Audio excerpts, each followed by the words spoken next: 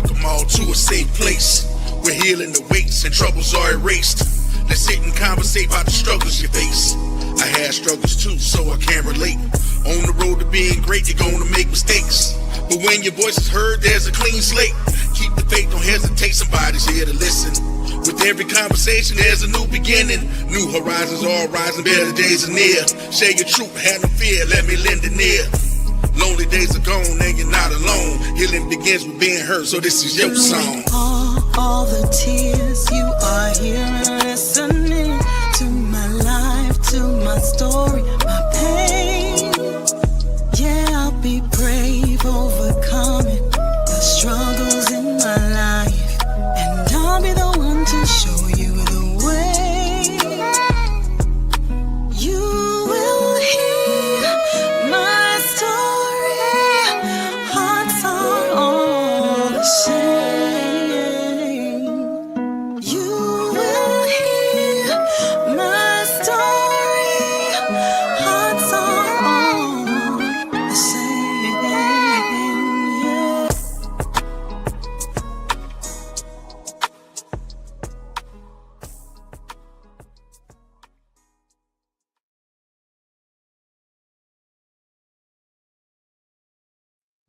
Good afternoon. Good afternoon. Thank you so much for joining us today on Dr. Kyri Listens. I am your host, Dr. Kyri Mosley. First of all, I'm very, very grateful for the opportunity to just really spend some time today with our guest, James Baker. James and I are going to be talking about doing the work from the inside out. Today's quote is, "True strength isn't measured by how far you've climbed, but by remembering the valleys that shaped you and extending your hand to those still finding their way." In recovery and success alike, humility keeps us grounded in gratitude for the journey and open to the wisdom that continues to heal us. And this morning, as I was reflecting on the show, I was really just thinking about, it's a simple saying we say, don't forget where you came from. Right? Don't forget where you came from. Don't forget your struggles. Don't forget the difficulties that you've encountered. Don't forget the journey that you walked so that you can help others when their time comes. And in that, you'll also continue to help yourself continue to heal. So let me tell you a little bit about my guest. My guest is James Baker Jr. James Baker Jr. is a Red Hook, Brooklyn native. And as you guys know, I'm also from Red Hook, Brooklyn. Born in New York and the spiritual leader and chief encouragement officer of Grace and Truth Leadership. He is also a leadership coach who helps leaders with their call into purpose and the abundant life. Many leaders and audiences know James as an agent for change. He advocates reconciliation and redemption through his writings, counsel, and leadership. He was a spiritual leader of a corporate Bible study group for a Fortune 500 company, and he lectured to the proverbial New York Theological Seminary as an adjunct professor. James passionately believes in education, leads by example. He holds a bachelor's degree in labor relations, human resources, Master of Divinity, and Masters of Religious Education from New York Theological Seminary. James is also a Maxwell leadership coach. Okay, James, the last thing I want to say about it, James is a loving father, loving grandfather, community supporter, and he currently is coming to us from North Carolina. So I just want to say welcome, James. Thank you so much for joining us today. Oh, thank you, Dr. Kyri. Thank you for having me. My pleasure. Course. So as is customary, our very first question is, James, why did you decide to do the show today? Oh, okay. Well, I didn't know you were going to give me such a difficult question so early. But the reason why I'm here is because of you, Dr. Kyri, because we have mutual family and friends that we know, and you come from my beginnings, Red Hook. So, this is a privilege for me and an honor to be here with you. So this is just a great opportunity. Thank you. I want to just say hello very quickly to CHH Jams. We have Christine Bowers is watching. Mary Goolsby is also watching. Thank you all for joining us today. We're really grateful. So, James, one of the things we do, this is an opportunity for you to share your life. Okay. And so, as the title says, Dr. Kyri Listens, I will be spending most of my time listening to you talk about your journey. Okay. And of course, I'll interject. I may have questions here and there, but the floor is yours, James. Where would you like to begin? Well, if I have the opportunity, I would like to start at the beginning of my journey. Mm-hmm. Yes. And the which began in Red Hook, Brooklyn. Mm-hmm. And so having come through Red Hook has been very integral to the person that I am today. Yep. And my parents, and when I think of coming from Red Hook, I think of some of the greatest influence of my life. Right. They're my mom and my dad and my mom. And in addition, I have a sister. My parents are gone now, but I have an older sister. So that's my foundation. That's the core, my nuclear family. We were a nuclear family in Red Hook. So, but those are, that's where I like to start right there and growing up. Many of the families there in Red Hook, I lived on I don't know if you're recall, I lived on a block called Poor Block. Oh, Poor Block. You lived across the street from me, literally. So that was interesting. And but growing up there, like I said, was foundational for me. Mm-hmm. If today I like this a quote that I think of by this guy named Isaac Newton. And he said, if I seen further than others, it's only because I'm standing on the shoulders of giants. That's right. And those giants right now, when I think of is, my mom and dad. Mm-hmm. Mm-hmm. Yeah. How was it living in Red Hook for you? I know for me, I experienced a lot of challenges, but it's also some of my best memories are from Red Hook as well. How was it growing up for you? So it was a mix. It was a mixed bag of challenges for me growing up as a Black male, during the time I grew up in the 60s, 70s. And so those were, they were good times, but they were very challenging times. Establishing yourself as a young man, it's very competitive for men. Drugs and alcohol became part of my journey early in life. Okay. I think as recent as the age of 12, 13. Okay. So, and also, dealing with school and dealing with friendships and peer relationships. So I was always one that was a leader. In a way, I was always one who was a leader, and that was something a lot of we laugh about it today with some of those that go around because so many are gone, today. And but we laugh and say, like I was short. How could you be the one? You were shorter than everybody, it's just hard to explain, but it's something that was already in me. Yeah. And, so I really think, and I think that's a good place to kind of continue to talk about it is, you already have everything that's necessary for you inside of you. That's correct. We all. I'm talking. That's for you. And especially if we're going to be talking about discovering, who you are from the inside out, doing the hard work from the inside. You already have who you are and what's necessary inside of you. Now that just has to be polished. That just has to be primed. That just has to be refined. And here's the great thing. You are the one who gets to do that. You are the one who gets to do the priming, the polishing. And for me, I realized that I didn't just do that by myself. I did that through life, through the events of life, and many of the hard things that I went through. And growing up with the challenges I had, because when I was growing up initially, I was a little chubby. Really. And so people used to go, hey, fat boy. And believe it or not, I never liked that. And so that was already establishing some distance between me and people. That's correct. People didn't know that they were saying it as affectionately in a lot of times, but it wasn't something that I embraced. Right. And I get that, growing up Growing up, I was always heavyset. I was always the big girl in the class. And, my sister was very, very thin and I was very, very round. And people would say, oh, you guys like the number 10 walking down the street. They don't realize that wasn't funny to me. It's not funny.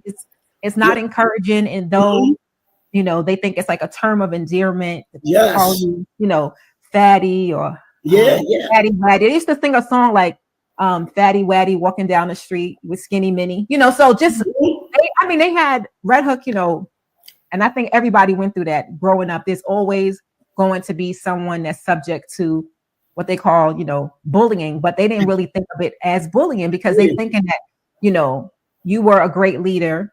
Mm-hmm. I always did what I thought was best. Right. And so they think that you're not affected by the name calling, but so I get that. I understand that. Mm-hmm. And consequently through some of those things, and of course, once I got to be a teenager, I was able to take care of that personally. I started doing everything I needed to do. I started working out early in life, and kept myself. And even to this day, I keep myself pretty good, and that all started from there, Right. But it was something that I wanted to do. It was something that I was, like I said, I was very competitive, and with different sports and things like that. So it just instilled in me. So, and that's just one way I think that we can take things that are negative, even as early as that time, and turn it around and do something positive. Right. And that's something that I was able to do. And I've been doing that, turning negatives around all my life. That's been what's happened, and that's why when we think of that, I think we can if trauma is something I think of, and a lot of times we can perceive, and because I do a lot of, I'm a life coach as well, and I do invested a lot of time in the mental health of trauma a lot of times is often thought of as something that abuse that you've taken, right? But trauma is a little bit more than that too. That's one definition of trauma. But it's something like what happened with someone saying, "Hey, fat boy," to you. Anything that hits you the wrong way, or something that makes you sad, or something that makes you frightened. All of that is because that's your experience. It's your experience. And it could be physical trauma, right? It can be physical, it can be like mental. An actual, mental. And people don't realize that. Exactly. So I just, and with that being said, when we think of trauma, the only way I've discovered that you cannot beat I call it the enemy or the challenge of trauma by yourself. No. You cannot do that because the enemy is too clever. And you talked about in your initial quote, if I heard you right, you talked about this sense of humility. That's right. That's important. Yes. So in order to deal with humility, in order to deal with trauma, you're going to need humility because you're going to have to invite people in your life to help you. And you have to recognize who you are, right? Right. And you have to be able to identify or be open to identifying the things that impact you, impact your choices. And sometimes we know some things are traumatic for us. Yes. Other times we realize, wait a minute, I ain't like when you said that way, because that brought me back to something else that I've gone through. That's right. That humility is key. It's necessary. And one of the things that's most important, something that you said earlier, and just the title of this is just talking about starting from the inside. Because unfortunately, a lot of us try to get through things by external, right? Putting on the lipstick, the hair, putting on the hair, all the things that we're doing to appear to be good. But it really does start from the inside. It really does start with some self evaluation in order to recognize the things we want to work through. Yeah. When I think of, again, just thinking of my parents and what they introduced me to, that one of the greatest things that they introduced me to was God. Amen. And so coming up, and by the way, this is not to say that my parents were perfect, right? This is not to say that. So I just want to make sure that I'm clear on, I want to make sure we unpack this because a lot of times, and the reason why I say that is because a lot of times people think one success means that they had everything perfectly set up for them. And Probably not. That is just not that's not reality. No, it's not. I've seen people do very well in one parent homes. It depends on you as an individual. And that's one of the things that I've learned growing up, whether it was from, that's right. I see in there, this is where self-awareness, I see one of the comments coming in there from him. That's where self-awareness is so important in your journey. I spent a lot of time growing up in my formative years by myself. I had friends, but I spent a lot of times in the house with my parents. And that was because I was something different. I felt something different inside. And so I was still trying to discover myself very early, but I still tried to fit in for many years with my social, with my environment. Wrestled with that early on in life, wrestling back and forth until ultimately I had to, take a stand on, I just got to be me. And I learned that very early once I got to high school. But during that time, I had accumulated a few sabotaging behaviors, let's talk about that. Drugs and go ahead. So which was like drugs and alcohol. And so that kind of stuff was something that was a part of my journey, even though I was going to school, getting good grades. So I was I wasn't like, well, it doesn't matter. Just the introduction to it, just me using it. It was social recreation. It still had an impact on who I was. Right. And I want to talk about that. We're going to go to break, but I want us to start thinking about, a lot of times we compare ourselves to, let's say, okay, that person was growing up. That person is a crackhead. So I'm not a crackhead. I just do this and I just do that. But what I want us to talk about is, how did what you do, what you were doing, how did that impact your life, and how did it impact your relationships? Because we don't have to be, a crackhead in order to have drugs or alcohol destroy our relationships. So we're going to go to commercial, and then we're going to come back. I want us to talk about that. That's right. This is Dr. Kyri at Dr. Kyri Listens, and I have James Baker here, and we'll be right back after this commercial. Here's Junior. We make coding fun through storytelling and game building. Learn coding through play. No reading required. Starts at age 5. Book a free session at codeninjas.com. Welcome to Code Ninjas Create. We make coding fun. Your kids can build awesome video games and achieve master coding skills with the help of dedicated code senseis. Create, play, and learn coding. Book a free session at codeninjas.com. Locations throughout Metro Atlanta. And let's have a moment of clarity. There's freedom in your transparency. When you speak, you release, that's therapy. It's my decision to listen and do it carefully. Wanna live carefree? Well, it's gonna start. When secrets are kept, families are torn apart. I wanna do my part to help heal your heart. Shed some light on your life when your days are dark. Help ignite a spark that'll bring change. Be your shelter from the rain, assist with.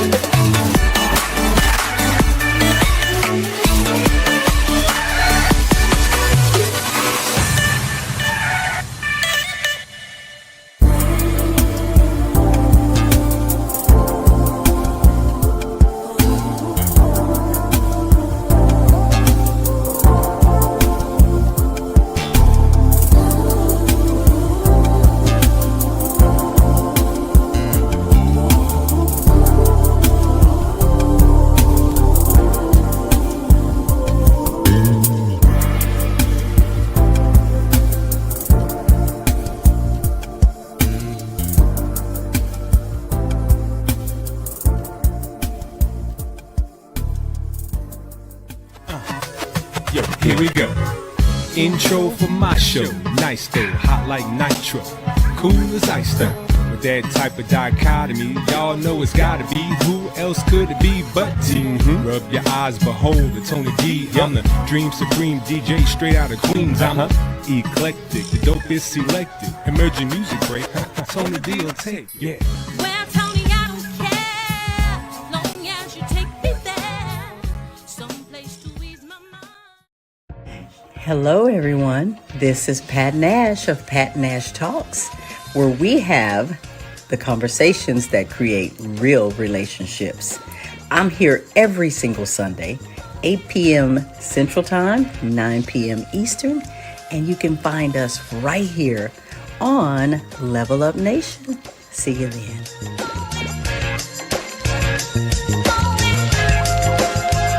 Hello, I'm Benita Hunter, owner and maker of Forever Treasures, where I take your sentimental items, your cherished baby clothes, and I turn them into forever keepsakes. We can use uniforms, wedding gowns, baby clothes, or any other sentimental item of a loved one who may have passed on. Now here's where you come in.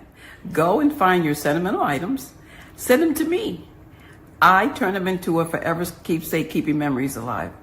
I can be reached at bhforevertreasures.com, or you can call me directly at 443-995-9655. Let's make it happen and keep memories alive. Thank you, Bonita. Keeping memories alive. This is my Brenda beer.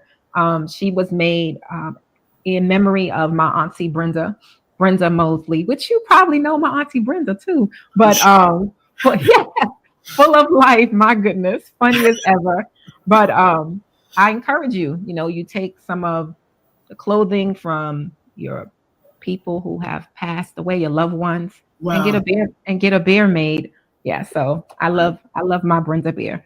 But yeah. I was thinking about how you talked about how your parents taught you about God. You're so blessed and fortunate to have had that. I didn't have that growing up, but I love God so much, and I'm grateful. It's through those times that really helped me to come closer to God. I want to say hello to Grace and Kelly, Miss Josephine, Christine again, Barbara, Pat, Mary. Thank you so much. Yes, Mary has a bear. She says she loves her bear too. Man, I'm gonna have to get that. I'm gonna have to work on that. I'm telling you, it's just something really special because it's an outfit or something that they wore. Even people do it for their children. They have bears that they make that are the same weight of your child, like up to 7 pounds. They make a bear, like a weighted down bear. So they're fun. And Miss Bonita is great to work with. But James, we were talking about the impact of using substances, alcohol, drugs, and how that impacted your relationships. Let's talk about that. Yeah, so clearly that did impact my relationships, because initially when I began using and practicing the use of drugs, it was initially fun. It was the thing that was done, all right? Because I think for the most part, when you grow up anywhere, whether you grow up in the projects or in the suburbs, everybody's experienced smoking reefer, having drink, all of that stuff. These they're just sometimes a way of life, However, many of us get caught in the cracks, get caught in the grips of that life, and it becomes something that starts out as fun, but then it's something that you do when fun times is something that you start doing, and when things are challenging, and you're caught you're in the grips of something that you don't, that is unbeknownst to you. And then you cross the line. So now it's just a part of your life. You just do that, right? And I did that. I'm in my early years of employment, like teenager. When I started working, initially, I started working from 14, but I started working a job at 18, and then and I stayed there. But I say all that to say, and then it shaped the way I thought, because anytime. And then when I got into corporate America, at 18, I dealt with that. I dealt with the challenges that go on for Black men in corporate America, which so we always talk about the guys in the streets, and and why they're in the street. But nobody talks about, we talked about the gangs in the street, but nobody talks about the gangs in corporate America. Oh yeah, that's very real. About those gangs, and that's why I was exposed to that too. So I understood both sides. I understood what the streets offered, and so here I'm trying to do what they say to do. Go to school at night, doing all this, and then I go here and I meet the gangs in corporate America. I meet the gangs that wear suits now, right? So what I'm saying is that don't want you to be successful. So I experienced that, and that was. Excuse me for being passionate about this, but it really yes, it really impacted me because.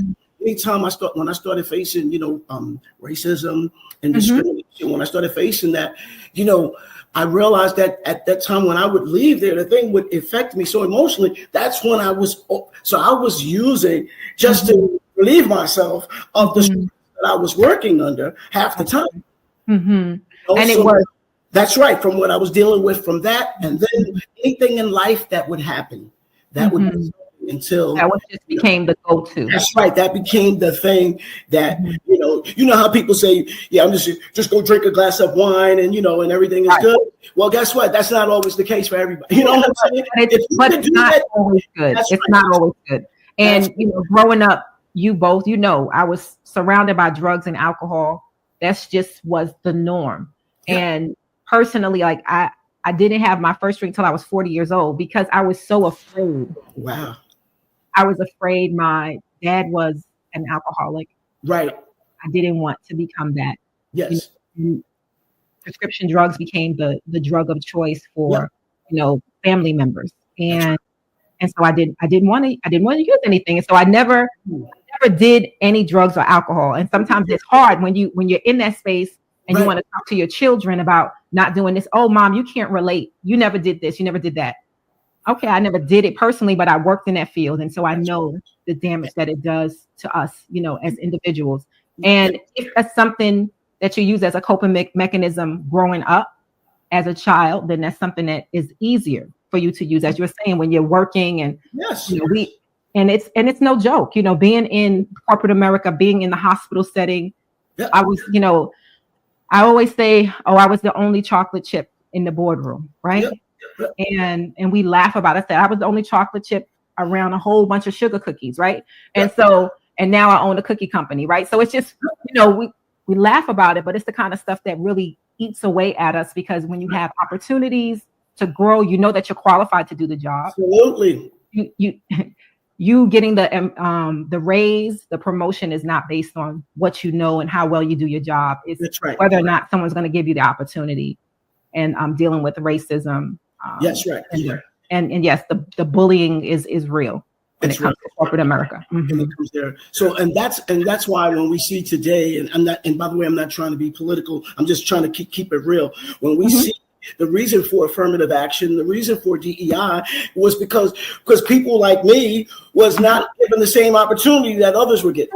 Right. So that's why we brought it on. So now to turn that around and to try to denigrate the whole purpose of that, to me, is a whole nother thing. But we'll do that on another show, all right? But even with DEI, unfortunately, we as Black Americans are not the ones who are benefiting from that program.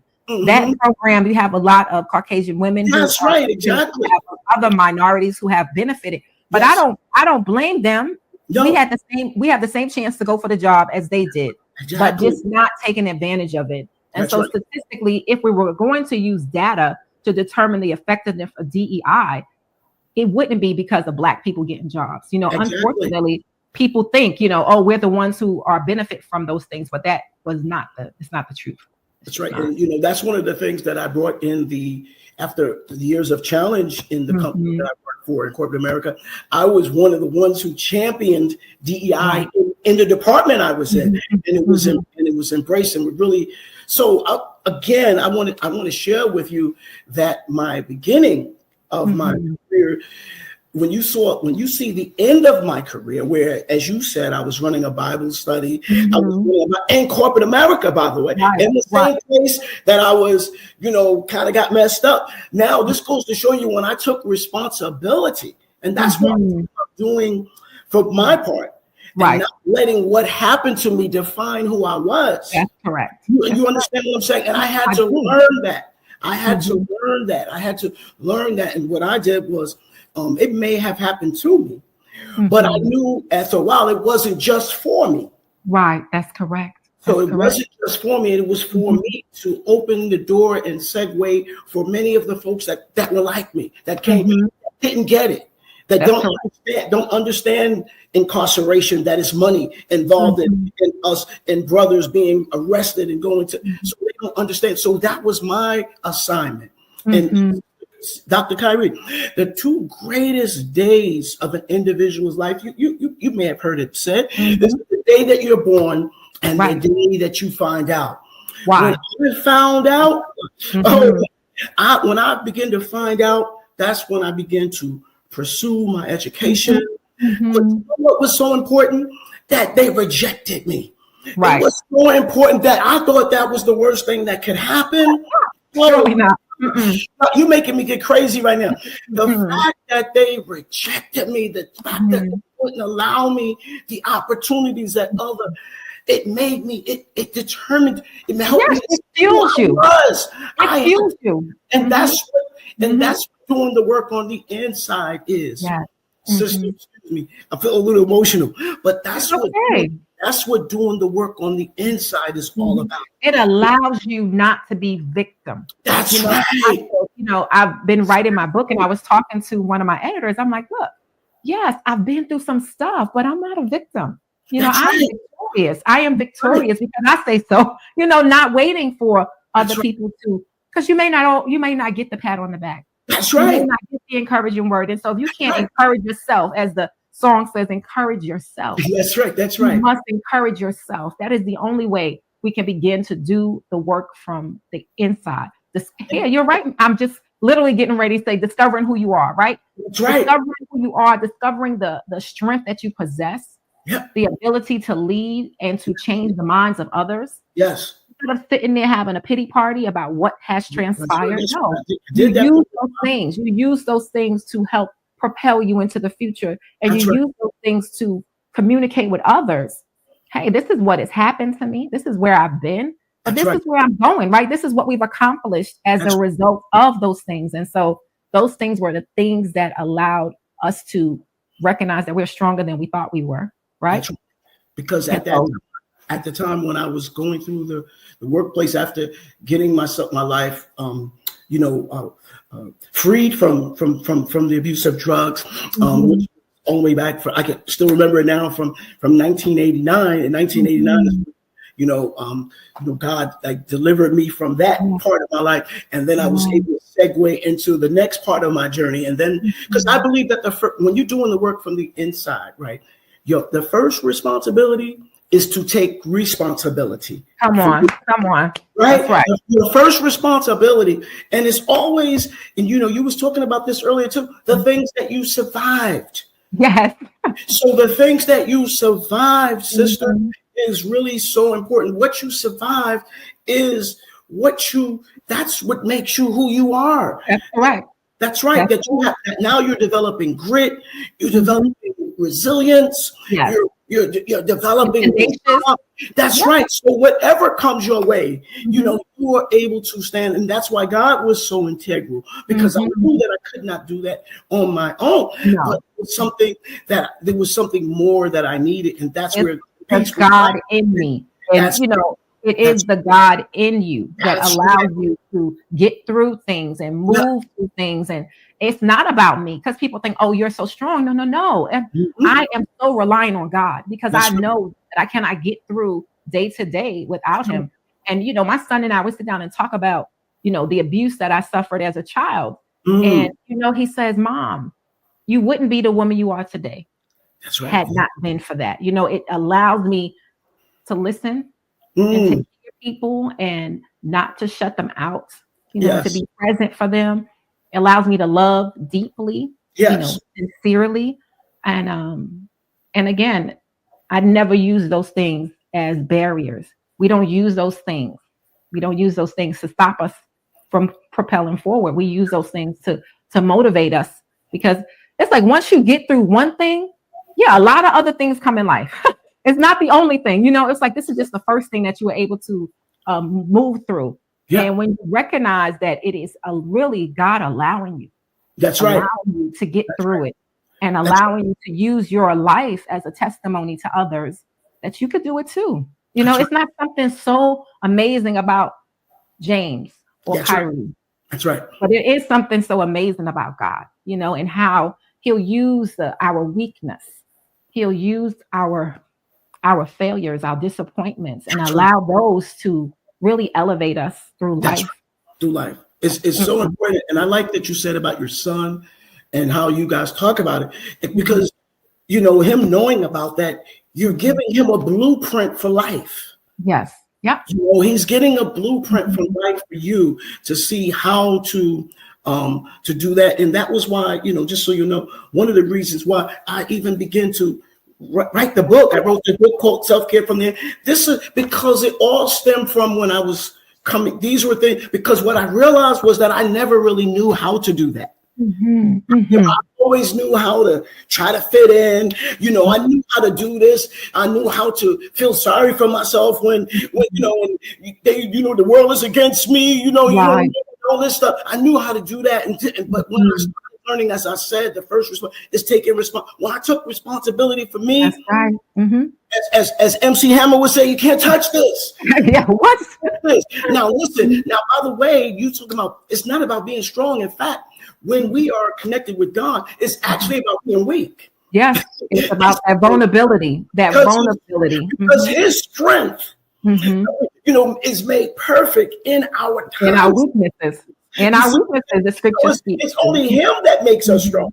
And that's what allows us to go against the many challenges that we face in life. And that's my story. Yeah. That's my story. That's my song. You know what I'm saying? Amen.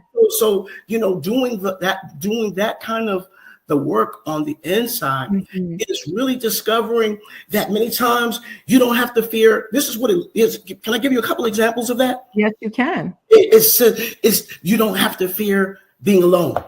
Alone time. You don't have to fear it. You don't have to dwell on the past. That's right. You don't have to dwell on the past. You don't have to feel the world owes you anything. That's right, because it doesn't. That's right. You can make your own way. That's right. When you do the work on the inside, guess what? When you do the work on it, nobody's coming to save you. Nobody's coming to save you when you do the work on it. This is how it shaped. My mindset, the scripture saying, I'm not trying to be too deep, but the scripture says in Proverbs 23:7, it says, as a man think in his heart, so shall he be. So when I began to change the way I think about a thing, you know what I'm saying? When you change the way you think about it, the things you think about change. When you change the way you think about it, the things you think about change. So now, I began to do that. I don't waste time feeling sorry for myself when you do the work on the inside. I understand that life happens to us all. All of us. Sister Kyri, I did pastoring for 5 years. In fact, still refer to me as, and it's all good, but I've understood by going through all of these things. We talked about surviving, right? Yeah. Now let's talk the success that I had. Went to school, right? And begin to get 3 different degrees, got certified, all this. And all of that wasn't because I was trying to impress. All of that was because of what it was doing to me on the inside. Exactly. What it was doing to me on the inside. And I knew that if I was going to be in front of folks, right? This is just me. I wanted to make sure that I knew what I was talking about. I wasn't going to be somebody that was just up there winging it and trying to. I knew that my assignment, remember I said when the 2 greatest days of your life, when you find out when you're born and the day you find out why. Found out why. I found out why. And then I began to that ignited me. That ignited like nothing else can. Nothing else. And then so the work that you do, the work that I do, You know, the reason why you got to do the work on the inside, because it leaves you vulnerable. Yes. It leaves you vulnerable to, listen, this is the side that people don't want to talk about. So people exploiting your kindness and your willingness as your weakness. Oh my God. So this leaves you vulnerable for people in, by the way, your family, yes, your friends, your client. It don't matter where it comes from. It's so coming. the reason why you have to do the work on this is so you can withstand that. Yeah. So you don't, so that you, because that help. I didn't say that it makes it feel better, but you're able to. It helps you to be anchored with yourself. Right. Your foundation is so, is solid, and you need to have the right people in your circle. And it gives you discernment, James. It gives you a discernment that is something people don't understand. Maybe just because I don't call you on what you're doing doesn't mean I don't know what you're doing, right? And so I think that's really the thing people don't realize. Like when you go through a lot of stuff in life, God gives you a special kind of discernment to see it before it happens. And so you can start to prepare for those days that are difficult and that disappointment. That's right. When people violate, right? And yes, it happens. It's a by the way, it comes with the territory. It does. So I speak. So I've learned the ability to reinvent myself. So I did that piece in it. I did the pastor. So I didn't just say, I'm going to be pastor forever. I continue to understand the need to reinvent myself and repurpose your skill set from one thing to the other. But all the stuff was giving me, survival, right? I learned the survival. I got the success. But guess what? Here's the last one I want to say. It all led me to a place called significance. And significance is where we are able to help others. This is where, because it don't make that's what the quote was saying. Your stuff wasn't for you, right? It's not just for you. And it takes that humility to understand, yes, I've got to be significant enough to help someone else. Significance is where you're able to use the value that you acquired through good days, bad days, and different to be able to share that with you. And I've always had a heart for that. And by the way, to my detriment in many cases. But guess what? It's who I am. Right. And so when you know who you are, right? And when you know whose you are, guess what? You always, cream always rises. Right. Always to the top. I promise you. I'm a living witness. I'm a living witness of that.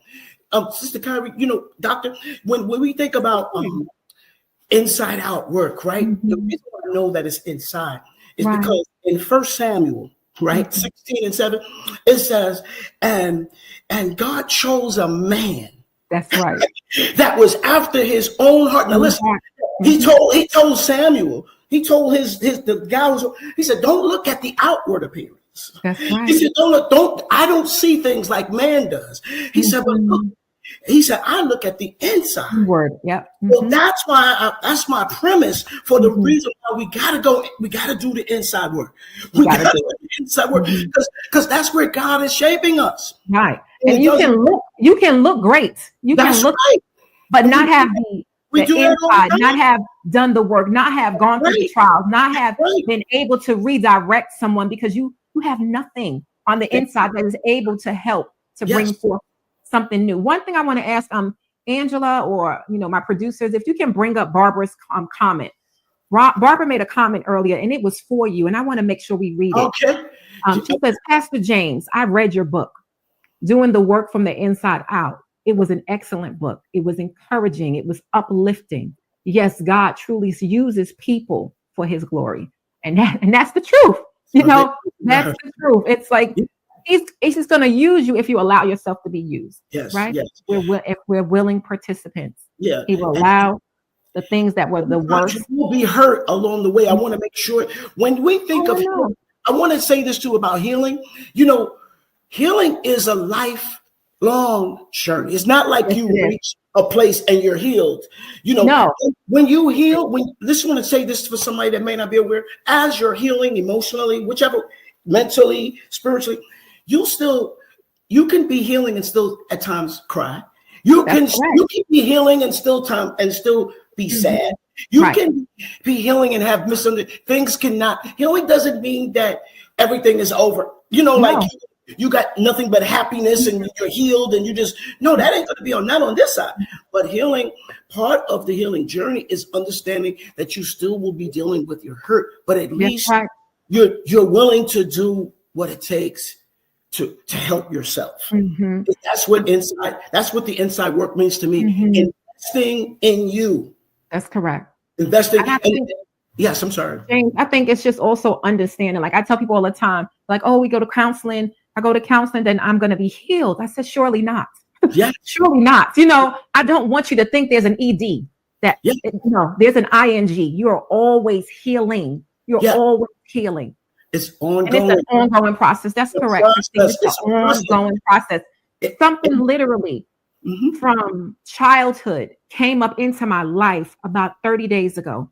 I could not believe the pain that I experienced in that moment, something that I thought was gone. I'm like, come on now, it's been over 45 years.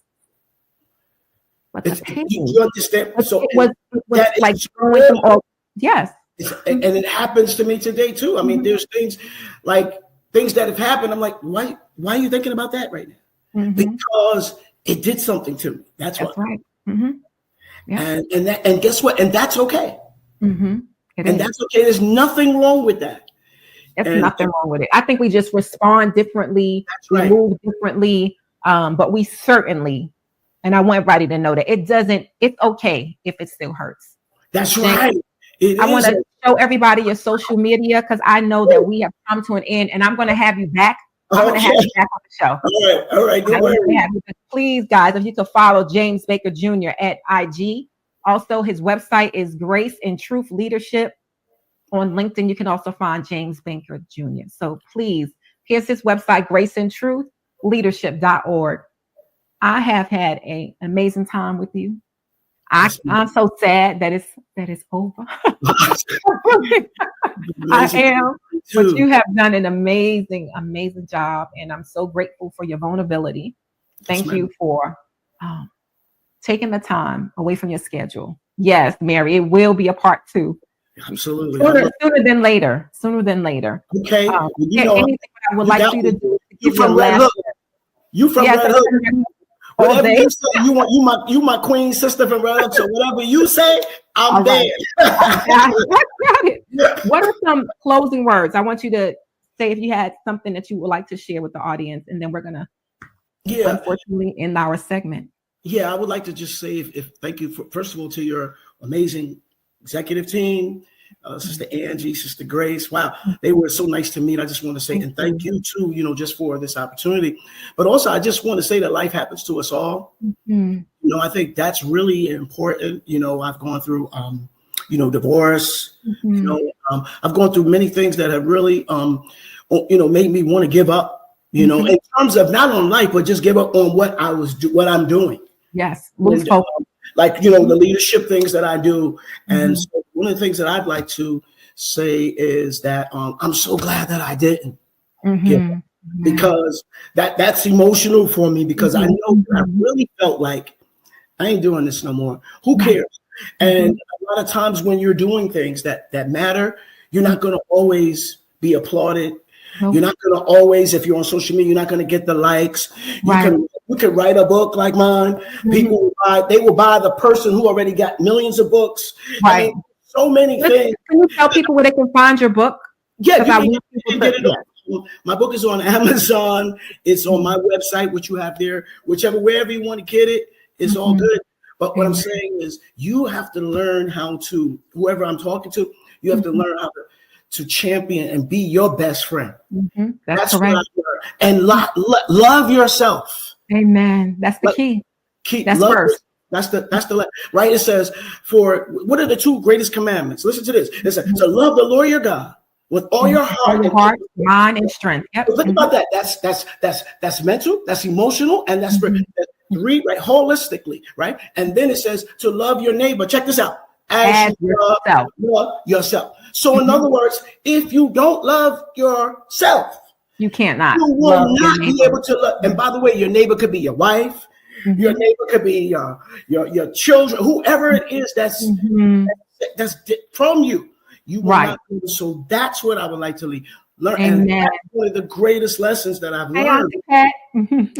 That's one of the greatest lessons, and I haven't always done that, and I don't always do that as well as I would like to be honest with you.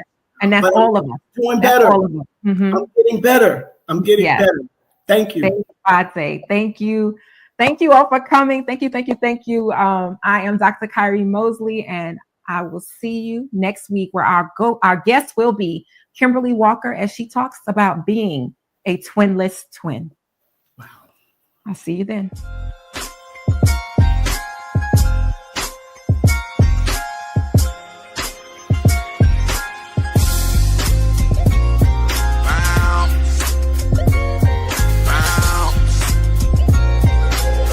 Make that beat slap fresh. Fresh make the beat slap. He send over the track so I can speak facts. Opposition pushing up, they need to ease back. You ain't talking about the gospel, you can keep that. Believe that, my heart is where the streets at. Over beats to his pieces where I preach at. 1 million souls, I'm trying to reach that. I grab the microphone and then I react. Never sold my soul's intact. Trying to change your brain, mental impact. Not of this world, Satan been whacked. The devil is a lie, dude been capped. I let my light shine, the world been black. Taking back the music, dude getting jacked. Hooked on the Lord, my spirit on crack. Gotta move forward, ain't no turning back. Microphone check, talking 1 2. You know how we do when we come through. I represent the Father and the Son too. Roll with the Holy Ghost, what you won't do? You ain't rocking with God, then you gotta. You ain't rolling with the Lord, then you gotta. On demon time, then you gotta. You ain't a friend of mine, so you gotta. Sometimes I ask myself, what are people doing? What God do they serve and who are they pursuing? Instead of righteousness, they chose the path to ruin. You wanna see the Father, here's the way to him. Jesus is the way, the truth, and the life. We couldn't pay the debt, he had to pay the price. Gave his life a sacrifice just to make it right. The burden was heavy, he couldn't take it light. The battle's not ours, he had to take the fight. Showed up in the scene, demons were taking flight. Don't believe in the Father, then you can take a hike. Prayer changes things, what you praying like? If it gave a mic to help save a life. Telling non-believers about the way of Christ. His mercy and grace will always suffice. Represent the winning team all day and night. Microphone check, talking 1 2. And let's have a moment of clarity. There's freedom in your transparency. When you speak, you release, that's therapy. It's my decision to listen and do it carefully. Wanna live carefree? Well, it's gonna start. When secrets are kept, families are torn apart. I wanna do my part to help heal your heart. Shed some light on your life when your days are dark. Help ignite a spark that'll bring change. Be your shelter from the rain, assist with the pain. Lonely days are gone and you're not alone. Healing begins with being heard, so this is your song. All the tears you are hearing, listening to my life, to my story, my pain. Yeah, be brave, overcoming the struggles in my life, and I'll be the one to show you the way. You will hear my story. Hearts are all the same. Hearts are all the same.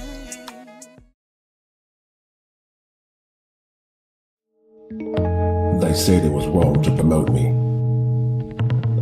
that I wasn't ready, that I would fail. Those who have betrayed me must pay. You're the first black agent. Don't be the last. Revenge is all I have left. The CIA cannot get involved, so you're on your own. Aren't we all? I'm a man who gets what he wants. Just get me the money. You have 24 hours.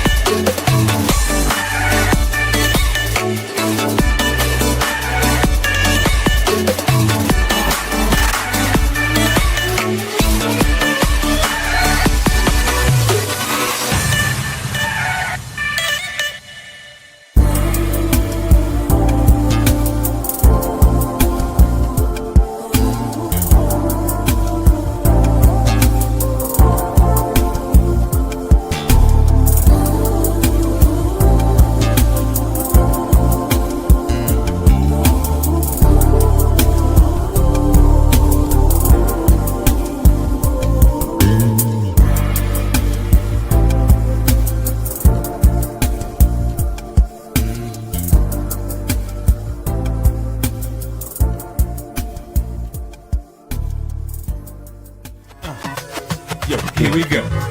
Intro for my show. Nice though, hot like nitro. Cool as ice though. With that type of dichotomy, y'all know it's gotta be. Who else could it be but T? Rub your eyes, behold the Tony D. I'm the Dream Supreme DJ straight out of Queens. I'm eclectic, the dopest selected. Emerging music break, Tony D will take, yeah. Well, Tony, I don't care, long as you take me there, someplace to ease my mind. Hello, everyone. This is Pat Nash of Pat Nash Talks, where we have the conversations that create real relationships. I'm here every single Sunday, 8 p.m. Central Time, 9 p.m. Eastern, and you can find us right here on Level Up Nation. See you then.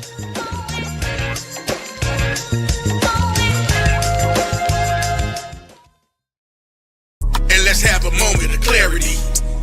There's freedom in your transparency. When you speak, you release, that's therapy. It's my decision to listen and do it carefully. Wanna live carefree? Well, it's gonna start. When secrets are kept, families are torn apart. I wanna do my part to help heal your heart. Shed some light on your life when your days are dark. Help ignite a spark that'll bring change. Be your shelter.